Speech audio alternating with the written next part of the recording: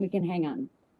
I got you. Hey, everybody. Welcome to the Sunday night Western New York Report, the WNY Report. My name is Paula Collins, your co host, and joining us is none other than Nikki, Lawley, and our special guest tonight, Ruben Lindo.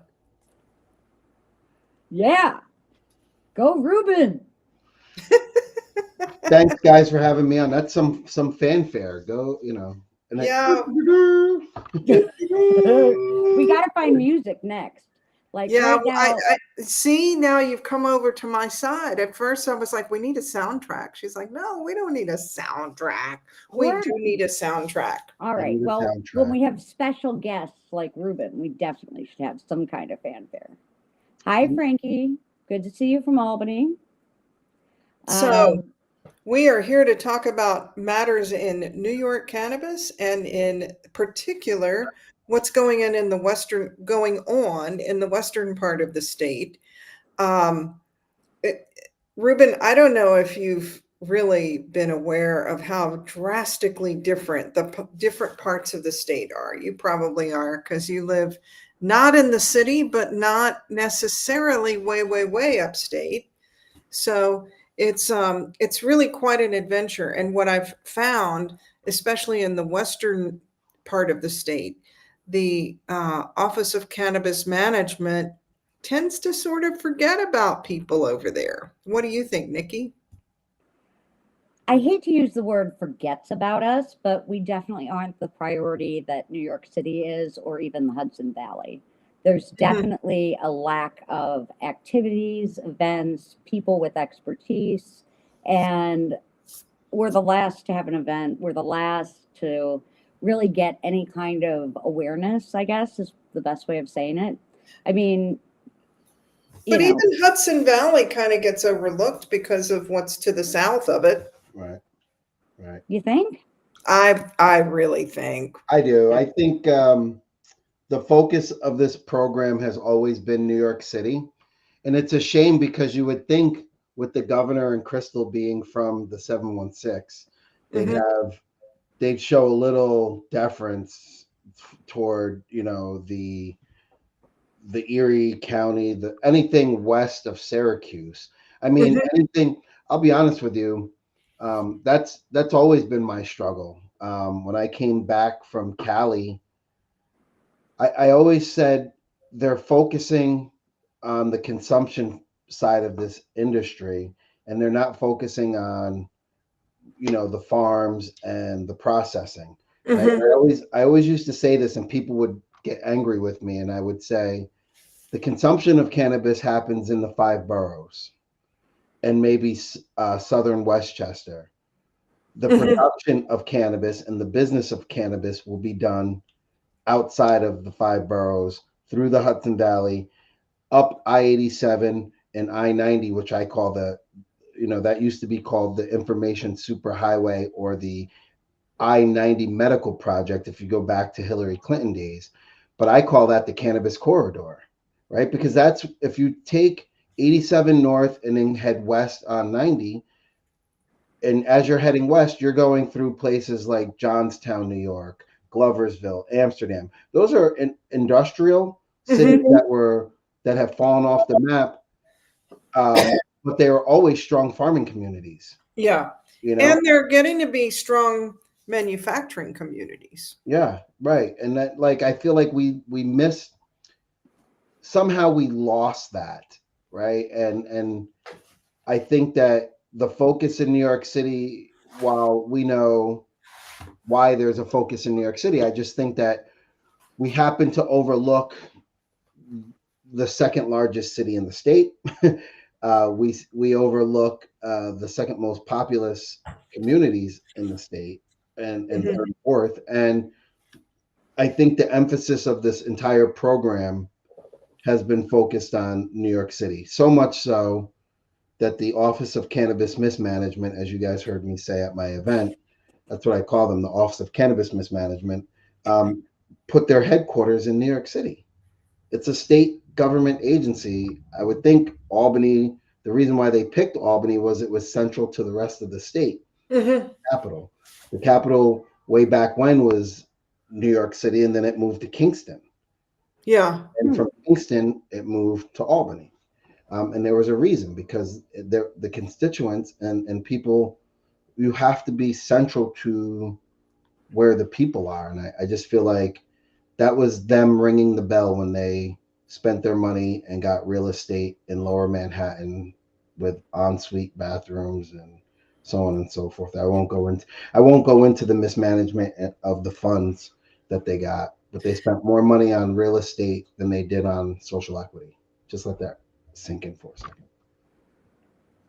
So Pretty intense. yeah.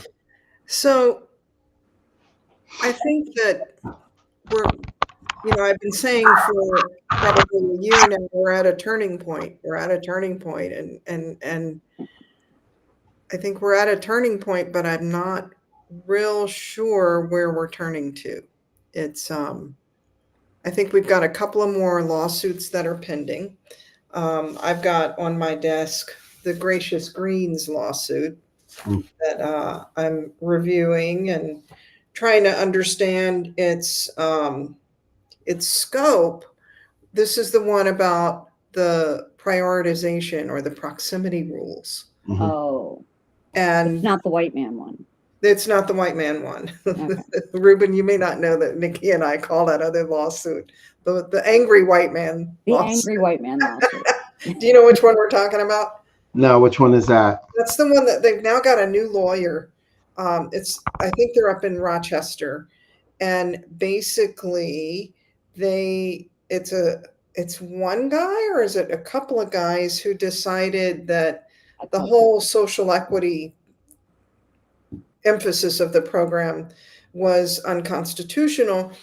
And They're not far off base. they're not far off base, because after that Supreme Court decision over the summer on affirmative action, I mean, you read the MRTA, and it's giving preferential treatment to certain classes of individuals.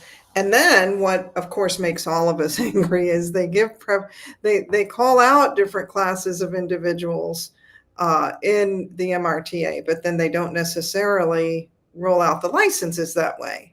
So, as in women, why isn't that we are seeing more women in New York than in other states, but it's still not. We've got a lot of women who are sitting on property and they're ready to go. They've got their business plan, they've got their investors, or they've got their private money all lined up, and no license. I feel like Paul Suits Jr., but they need a license. So can I touch on something real quick? Yeah. When I first came into this industry, back in 2015, 2014, 2015, I was the only one that really looked like me going into some of these meetings, Mhm. right? And especially up in Canada. And then when I got here in the States, some of you heard this story. Like, I was at a Lyft conference, and my badge said CEO, and the security guard stopped me and said, "Where did I get the badge?" And I was the CEO of another company at that point. And I thought it was a joke, but then I knew he was serious. And then I knew we had a problem in this industry. And I started using terms like being the Jackie Robinson of the cannabis industry and holding the door open for men and women who, black men and women and gays and lesbians, and, really just making this a more diverse industry. And then in 2018, I started hearing the term social equity, and I was like, well, let me look up what social equity really means. And I was like, well, social equity sounds great, but let's see it in practice. And my mom was still alive at the time, and my mother was a very proud member of the Black Panther Party back in the 60s. Respect. That's amazing. And my mom and I talked, and she really opened my eyes to something. And she said the civil rights movement, including their movement, left a lot of meat on the bone and left a lot of area of opportunity because they didn't go the extra mile and say exactly what they wanted out of it. They were complacent with getting language of equal opportunity, right? And we talk about the affirmative action piece. Clarence Thomas wasn't all wrong in affirmative action, but when a guy who is the subject of affirmative action strikes down affirmative action, it makes you wonder, really, who does he work for?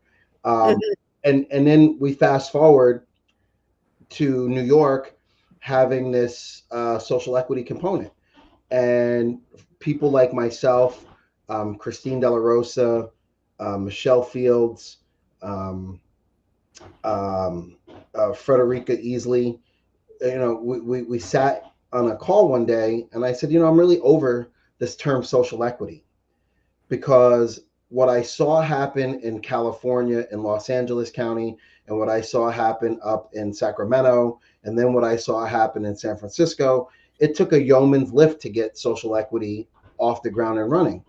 And I started saying, I think we have to stop leaning on social equity, social and economic equity. And then we talked with, at the time, was spending some time with Kem, with the Knox Docs and Dashita Dawson when she was a regulator. And I was asking Dashita her opinion, and Dashita really shifted my opinion of it because I felt like social equity could never work. I didn't think it would work. I thought that the reason why social equity wasn't going to work is because we weren't educating folks on how to operate in compliant businesses. We were putting them in a position where they were going to fail because there's so many other things stacked against them. And I here in New York, they heard us ringing the bell. They read our letters. We met with certain folks from the OCM and a leader of the CCB, and they really heard our challenge when I was with the Hudson Valley CIA on the board. And fast forward to what we're seeing today, I have to differ when people say New York built the most equitable cannabis industry. Um, I don't think that we built the most equitable cannabis industry. We happened to be the first in the nation to lead with those who were justice impacted. Not all of them were black or brown. Then we utilized that program. My argument was that we were going to utilize this program in lieu of social equity, and Tahil McGill said, no, that's not true. It's just a part of social equity. Well, now if we look at it, that's what the social equity program is, the card program, right? Because there's not been any other social equity plan, project, programs in place. Their idea of social equity was to give people 50% off on application fees and 3 lottery balls, which we can talk about that too. Paula, my opinion on that whole lottery system. But I just feel like, we've set people up for failure. And the state of New York did a really great job. And Crystal Peoples-Stokes, I've heard her say it recently, and I cringe every time she says it. We're setting folks up for generational wealth. Let me take everyone back on a little journey. The Emancipation Proclamation said something that gave a lot of black folks in that time hope, which was they were going to get 40 acres and a mule in reparations. And if you think of cannabis as a reparation, it's never going to work, because to get generational wealth, you needed that 40 acres. Imagine if my family had 40 acres, could bequeath 40 acres through the lineage of our family, we would continually have that wealth.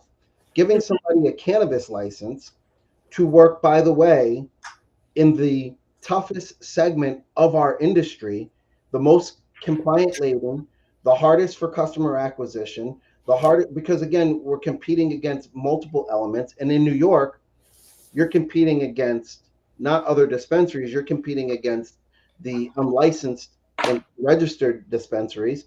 And then you're competing against the plug on the street, the brothers and sisters who are really still hustling cannabis to feed their families, not opportunistically, right? So, what do we have in social equity in New York? Is we have the card program, we have farmers who, I love this when they say that the farmers were, what do they call them? Distressed. Distressed farmers. Well, the distress of the farmers came from the ill intent of the regulators of the failed hemp pilot program, right? So again, like if we really boil all this down and we start to look at the way that the state of New York rolled out this program, this is why I've become so vocal in the last, 5 months. Because as I came back from my trip to Mecca, I left Malcolm X and I came back more Malcolm X post Mecca, where I'm looking at the injuries to my brothers who look like me as well, Mm-hmm. right?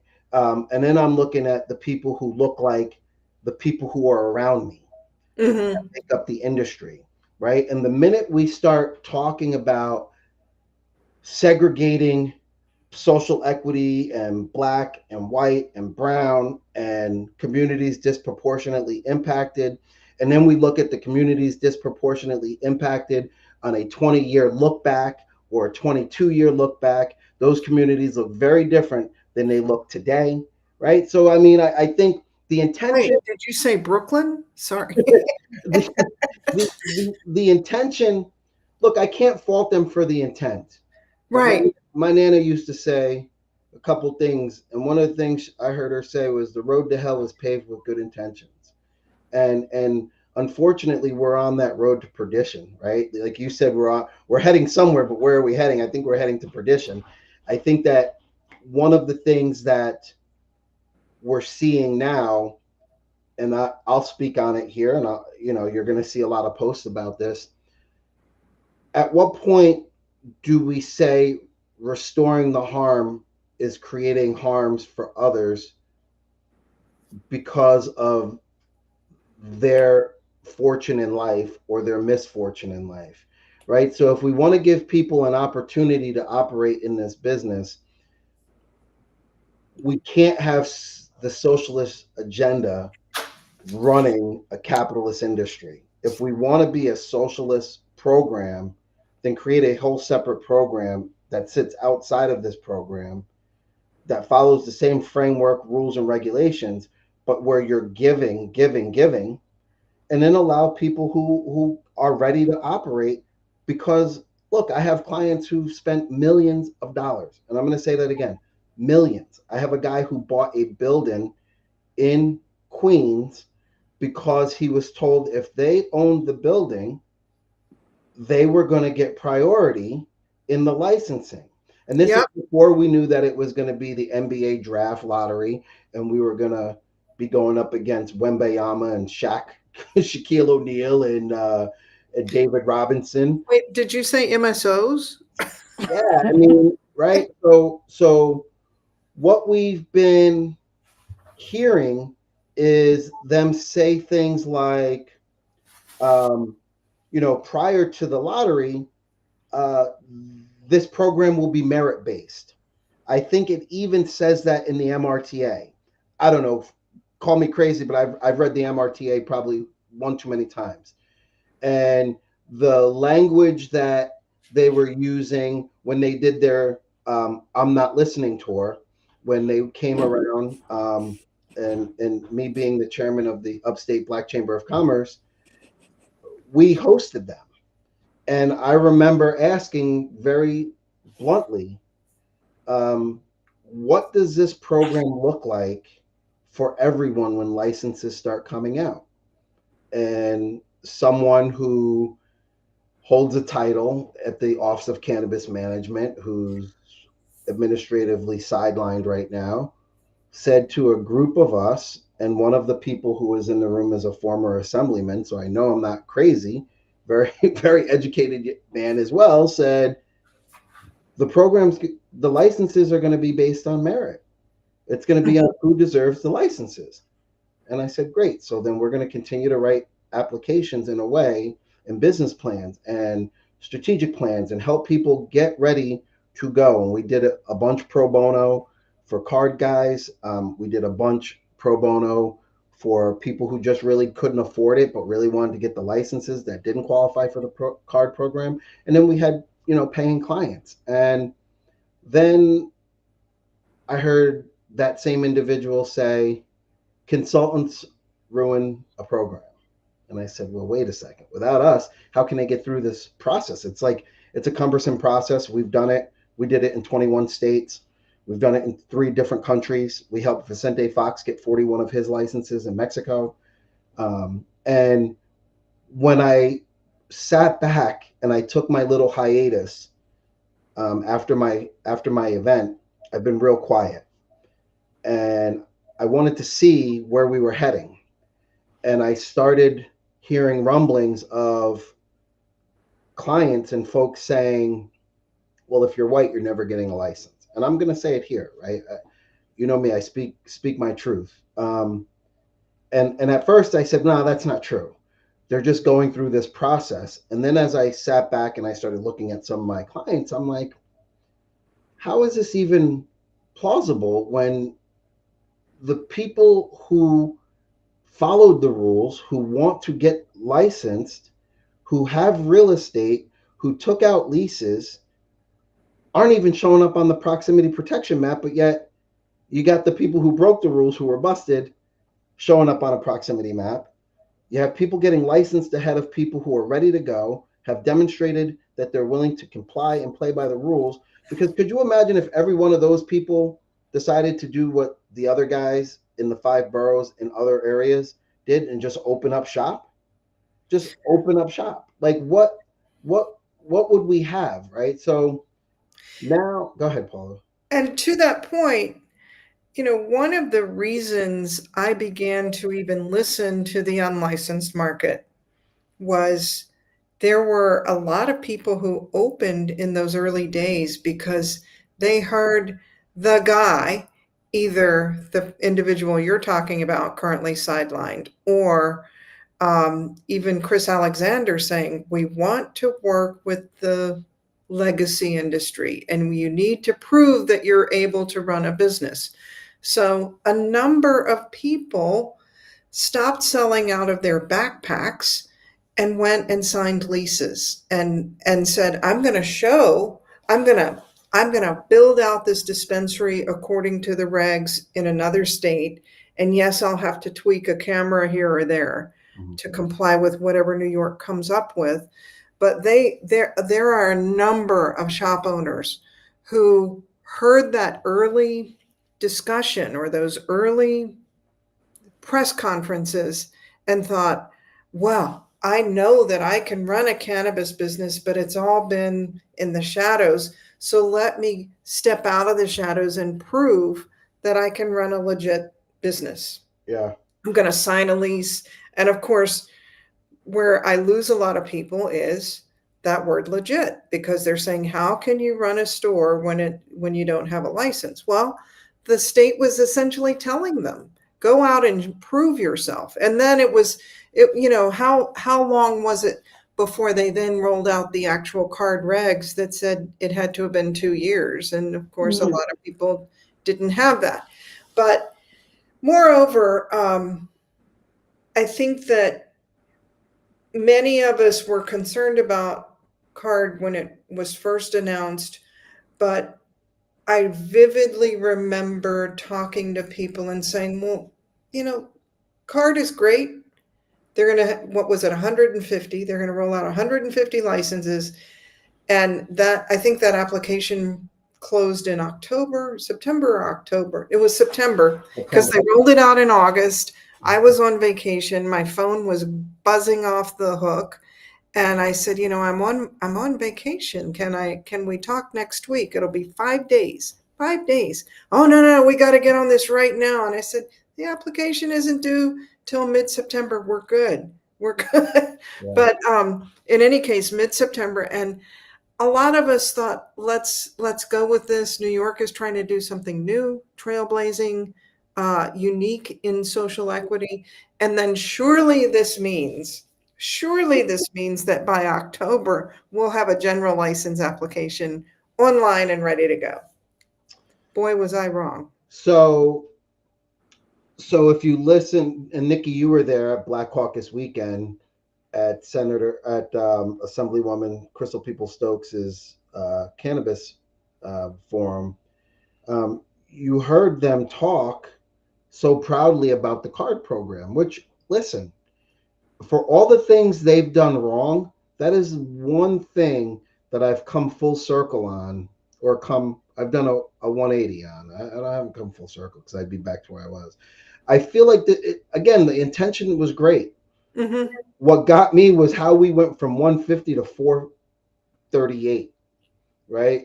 We had 150 licenses, and I thought, wow, what a great test bed to establish some protocol, give some people an opportunity, and let's see how we really integrate social equity and do this right and add diversity throughout the supply chain. There's a lack of diversity in the supply chain, and we'll talk about that in a second. But more specifically, where I started getting nervous was the individual who was writing the regs, right? People know I've always been staunchly opposed to Axel Barnaby, and not because I don't like Axel as an individual. I just felt like Axel was responsible for the hemp pilot program, and the hemp pilot program had zero diversity in it. Zero diversity. And Mm-hmm. when I called Jen Metzger on the carpet and said, if this is the precursor to cannabis, adult use, why don't we have more minority farmers coming through the ranks? Why don't we have minority processors? Why aren't we training up folks, teaching them this industry so that we're ready to go? That was 2019, or 2018, 2019, when they're ready to go. And Jen Mm-hmm. Metzger said, call my office and we can have that discussion.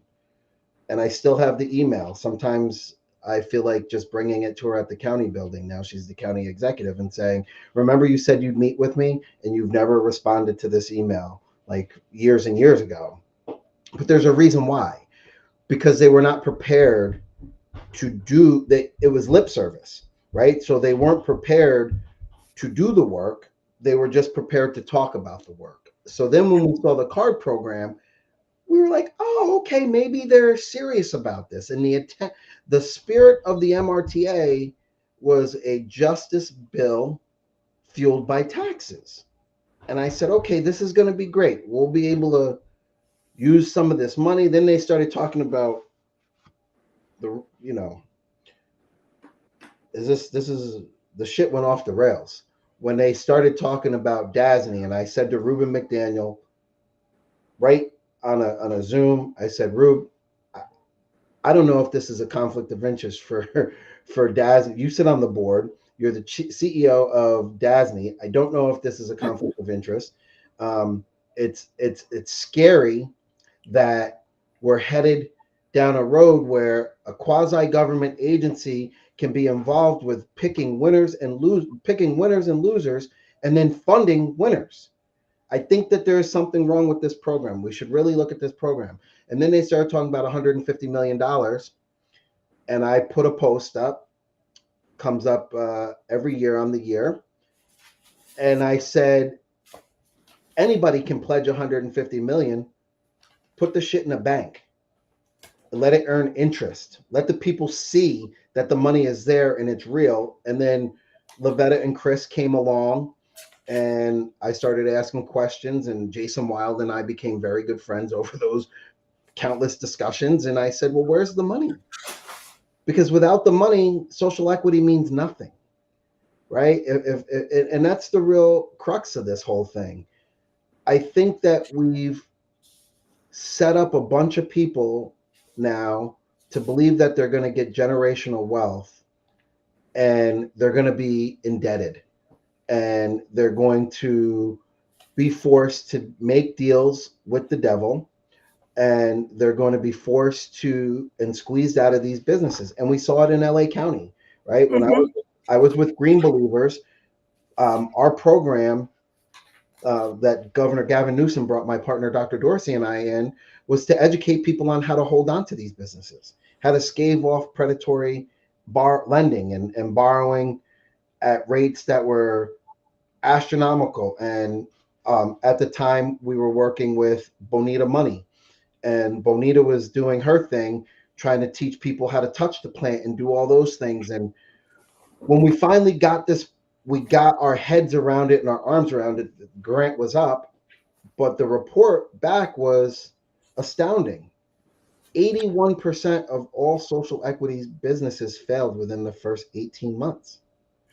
But let's talk about that, because what's written into the documents on those DASNY loans, the DASNY, the whole way that they, first of all, I really appreciate, I'm looking at the chat. I really, really appreciate that. Sorry, I'm sitting at my desk. I'm just in constant motion. I'm sorry. So I appreciate the history lesson, and it needs to be written down. It needs to be, memorialized in some way. But, when you get into how the state talked about the people, the card licensees, and we're going to support these businesses. Well, what did that really mean? And it was said in a way that was insulting. I felt, there are many people who serve time who have gone on to have very, very successful businesses. And why did they feel like, oh, if you serve time, you necessarily needed support? But then if you were offering the support, why were you being, first of all, so insulting about it, but then such lack of substance? And where I get to, of course, is the taxes. And the issue that not only the taxes, but the accounting, the issue that I see is that we're starting to see more and more businesses where the first few months of the DASNY note, no payment is due. Then suddenly you've got a $25,000 payment that's due.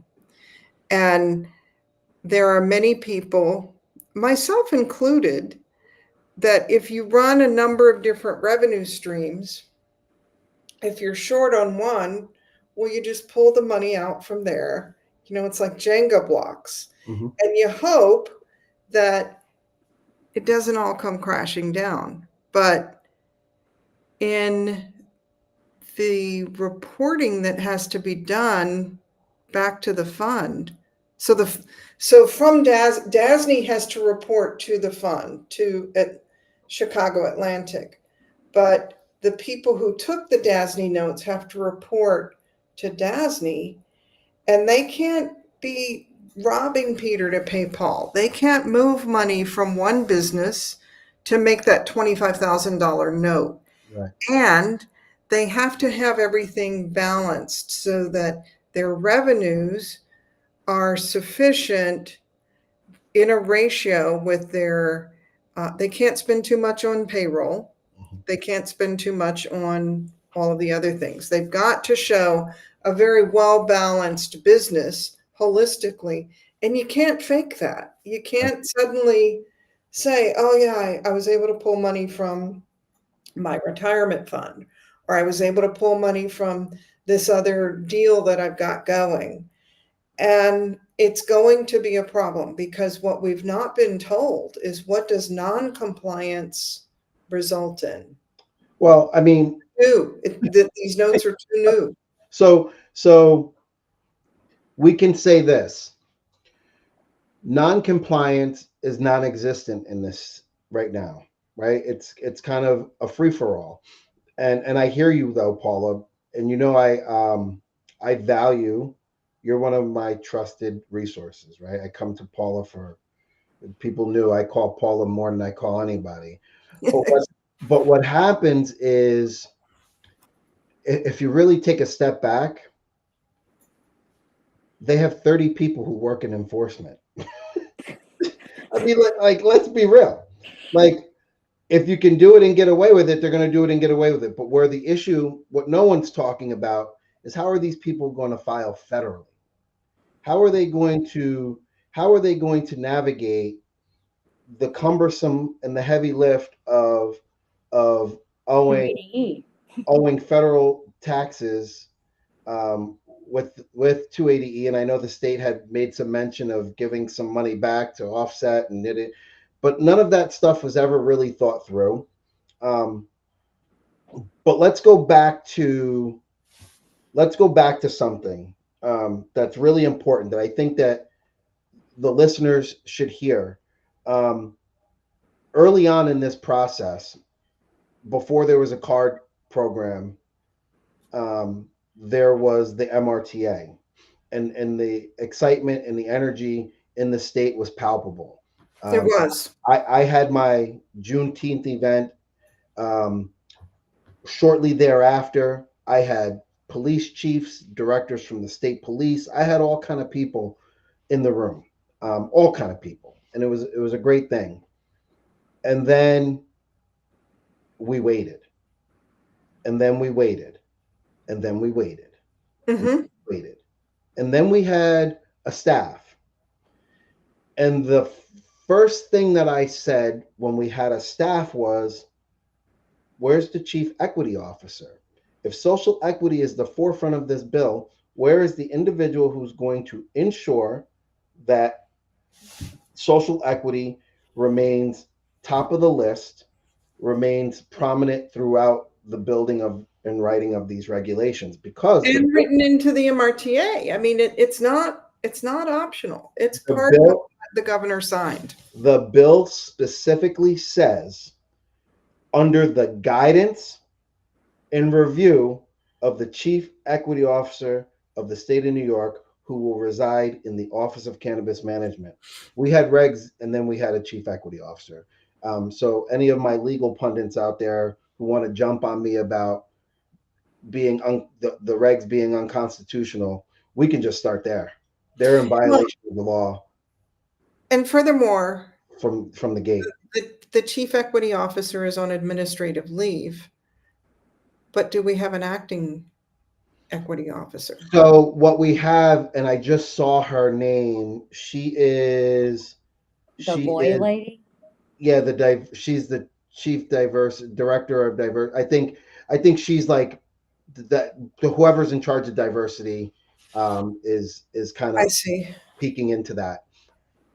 All of that doesn't matter. I think there was three things that we saw immediately when they built this.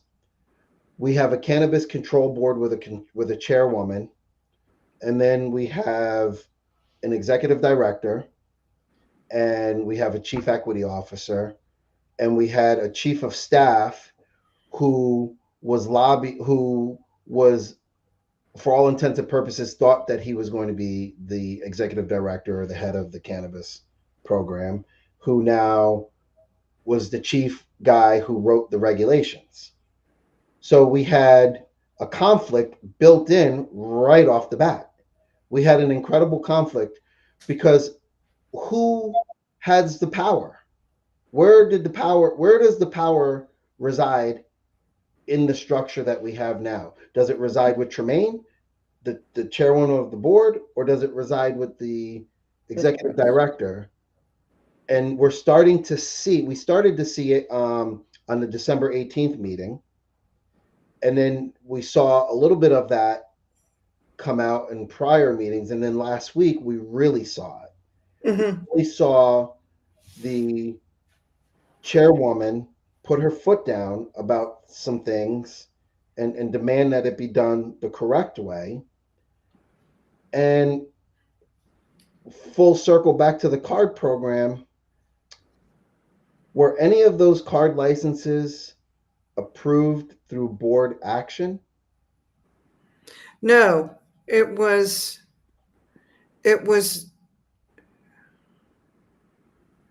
weren't they just approved? Weren't they just sort of announced? I don't think it was a resolution, was it? Maybe it was. I think there had to have been a resolution, but I don't think that the discussion was a full discussion on it. But regardless, we're Can here. I just ask a question? Go ahead. Okay. When we talk about social equity and we talk about the card program, how in the actual hell, okay, just full transparency, does Housing Works, which is not a justice impacted individual, it's a not for profit. Like, when did that whole non for profit thing come into the mix? That It was just very weird to me. I've that never heard of it. was part of CARD. So Yeah. CARD had two tracks that you could go through to get and I'm seeing Karen talking about the Yeah. Thank you, provision license. Karen.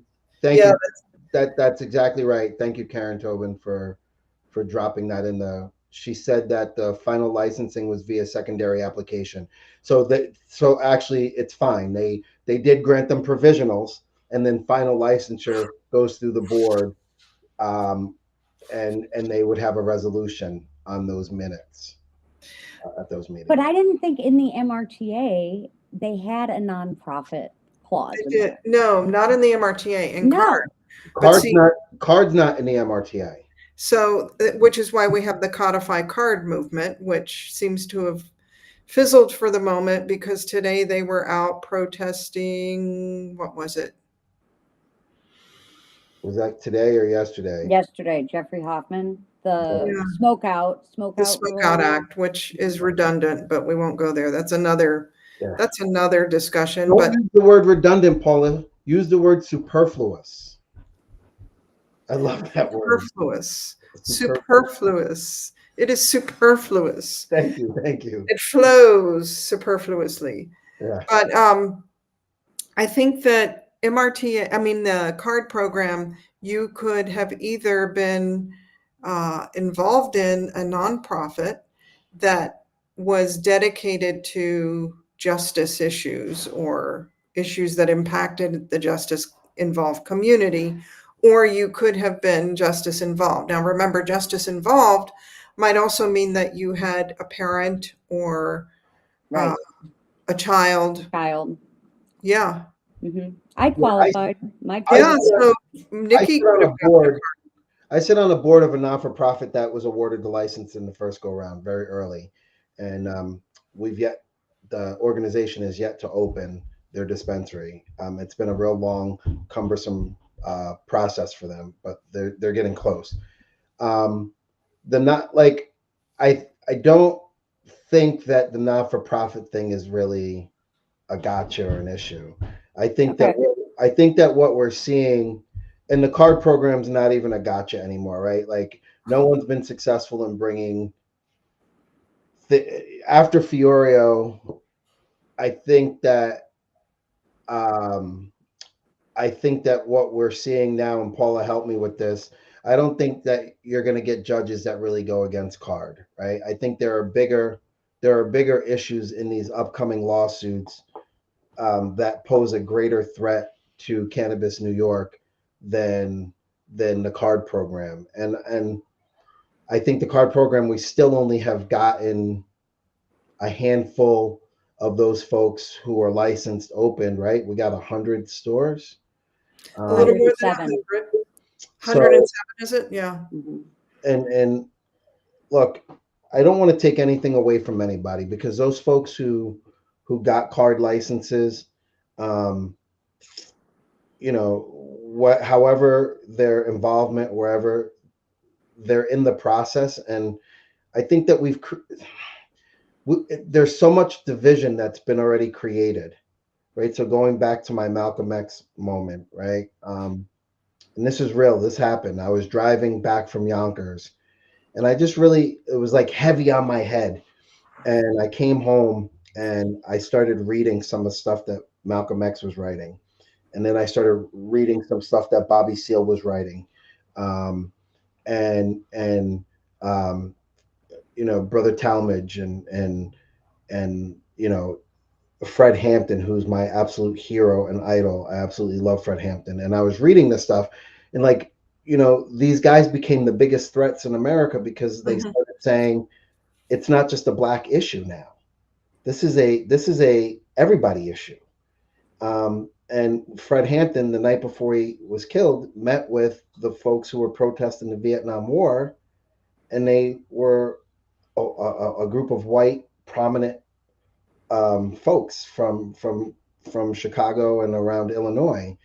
And one of the things that was said was that as long as we allow them to continue to divide us based on haves and have-nots, we're never going to be able to combat the who we're fighting, right? So I've posted this recently on LinkedIn, and I said it's it's one thing to fight, it's a whole nother thing to understand who you fight against and what we're fighting for. And right now we're fighting against uh, we're fighting against uh, an inefficient government. We're Hmm. fighting against an agency that really is struggling, um, that continues to put data out that is very confusing and misleading. And in the end, as long as we're arguing over who goes first, who goes last, first to market doesn't always mean success, but last to market doesn't necessarily correlate to success either. But really, at the end of the day, I think that what we're missing the point on in the state of New York is the fact that we have not come together in a way of advocacy, and we've forgotten who this program was really intended for. Hmm. The program is a consumer tax driven business. And guess who's left out in the cold? The consumer, right? So if we really look at this and we're talking about patients and consumers, and I'm not talking about consumers, those who consume, I'm talking about those who are the buyers, right? Hmm. That end of the market. Um, and one of the things that I think is falling on deaf ears is the medical patients are bewildered, right? Because they're caught in this downdraft. The farmers are fighting for money. The folks who are coming from CDIs just asked for $500 million a week after budget was due. And I think, like, why don't we come together with a strategic plan? Let's stop pointing out the problems. Like, I'm done offering problems. We need to come up with solutions. And there's a lot of smart people in this chat. There's a lot of smart people on LinkedIn. We have to get away from serving our own interests and start thinking about serving the interest of the industry, because we have a short window. And I can tell you right now, I saw it happen in Canada. I saw it happen in Mexico, and they're going to see it happen in Germany. When the federal government gets control, and it's inevitable, when they get control over these rules and regs and they make unified rules and regs, small businesses are going to lose. We are going to be beat out of this industry. A handful of us will be acquired by the big boys, and the rest of us will be out of business and selling your businesses and your dispensaries for pennies on the dollar just to try and survive, right? And I know that sounds gloom and doom, but like at the end of the day, we have an opportunity to really dictate we want change. There needs to be a change in leadership. And I know that that's very unpopular. People are saying, how do you change midstream? How do you do this? How do you do that? It's like any other. They talk about being a startup business. Right? Remember, Nikki, at the Black Caucus, they got up there and they were like, well, we're operating this like a startup business. And Dashita Dawson doubled down and said, people have to realize that this is a startup. Well, I've started up a couple companies that have failed, and I've started a few that have been successful. And if you cannot pivot midstream to prevent the failure, then you might as well just shut down, because you can't throw good money after bad. Further, there are so many reasons why I can't think of OCM as a startup business. It's a government agency.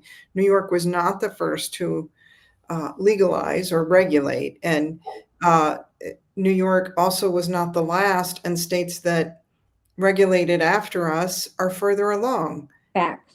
Facts. Facts. Look at Maryland. Look at Look at Maryland. Maryland. Look at a lot of others, and so the other thing is, MRTA was not the first bill that was put forth in the assembly.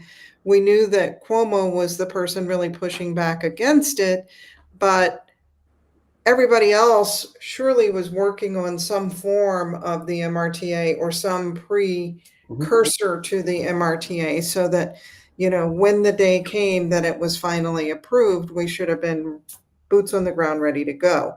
That has not happened. I also push back on the idea of public servants, which that's what you are when you are employed by the government. You are a public servant. Public servants, there's a shelf life to it. So what I think we could all celebrate, thank you very much for your years of service to the Office of Cannabis Management. We wish you the best as you pivot to your next role, either in private business or with another state agency. But now we need to, the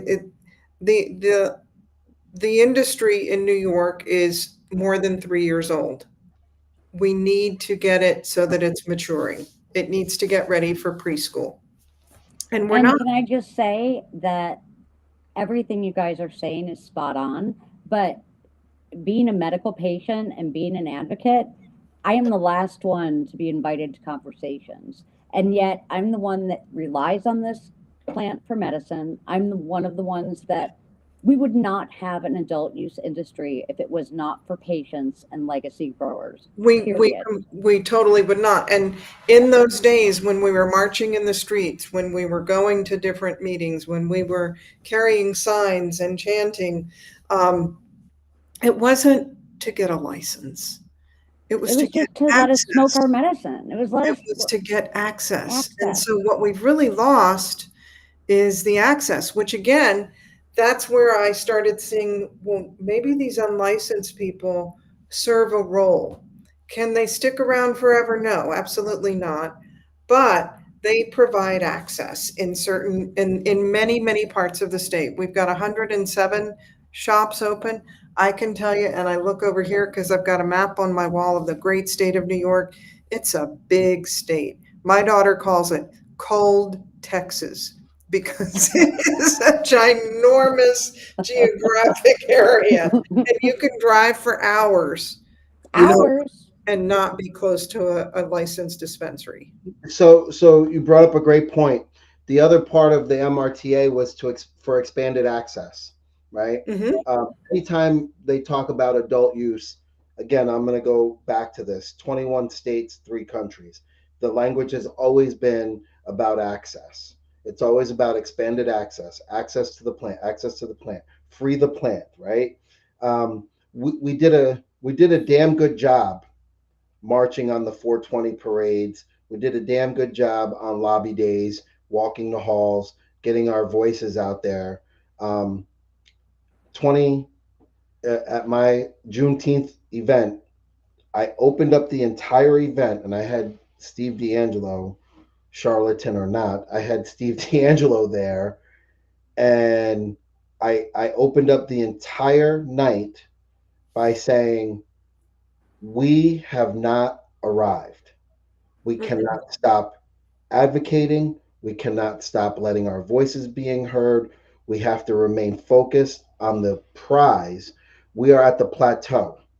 There's still a long climb left.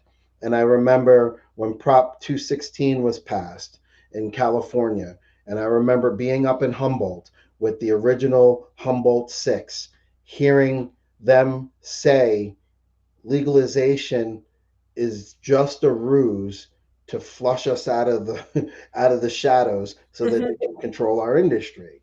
And I spent a lot of time trying to convert folks, so much so, like, I had to leave Humboldt for a little while because they thought that I worked for the people, for the man. And I was able to be graciously brought back into the fold and have real conversations. And then when I came back to New York and started having these conversations, people thought I was crazy. They thought that I was crazy. They thought legalization and decriminalization was the end goal. And I said to everyone, you have no idea how rocky the waters will become and shark infested if we don't keep our voices active and keep moving toward the ultimate goal, which is unlimited, unfettered access to the plant. Legal like lettuce. Legal like lettuce. Like that, Paula. We might have to use It's not that. my own.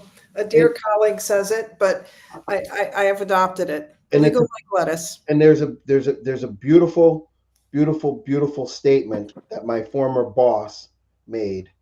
And he said, you know, there's a problem when they test cannabis for parts per hundreds of millions and they test broccoli and apples for parts by hundreds, right? So, you know, Who dies from, periodically we have listeria or other, what else can you get? Pepe. E. coli, E. right? coli, that's what I was thinking of. E. coli. Yeah.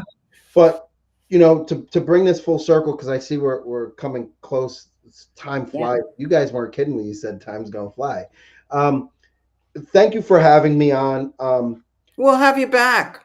Yeah, I kind of want you part of next week too, man. I, Like I if you just got time. I urge, yeah, I just urge people to go on LinkedIn and just check out some of the stuff that I've written in the last week or two.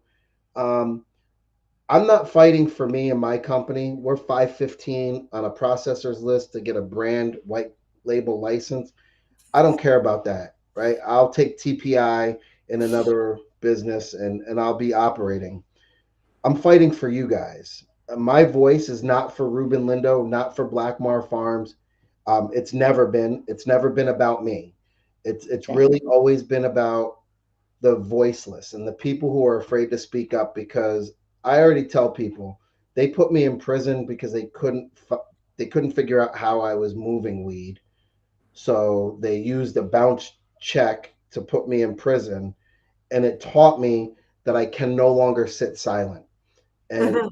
on my mother's deathbed, she handed me a piece of paper, and I should have brought it in here, but um, it was a poster from Central Park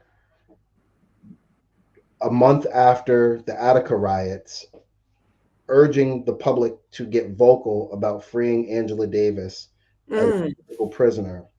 And my mother, on the back of it, is Angela Davis wrote my mom a note and said, the fight will continue whether I'm here or not.